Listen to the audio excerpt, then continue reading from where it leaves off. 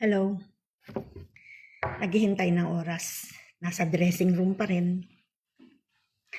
At iniintay ang mga college ko. Habang iniintay ko sila, kumakain ako ng chocolate. Gusto nyo?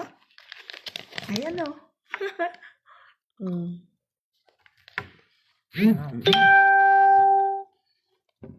Duty na naman po tayo.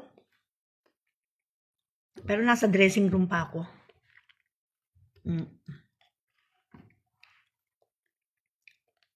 Wala po akong hikaw. Kasi bawal po dito. Bawal po sa trabaho namin. Ito naman po singsing na to, hindi ko naman po matanggal na. Sobra na po sikip. Palalagari ko na po to pag uwi ko ng Pinas. Kaya po, wala pong hikaw. Walang...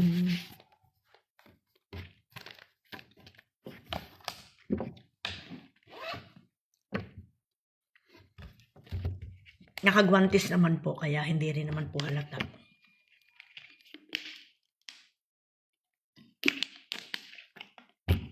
Ayan. Bye. Kumusta na lang sa inyong lahat. Oh, ciao, Marcella.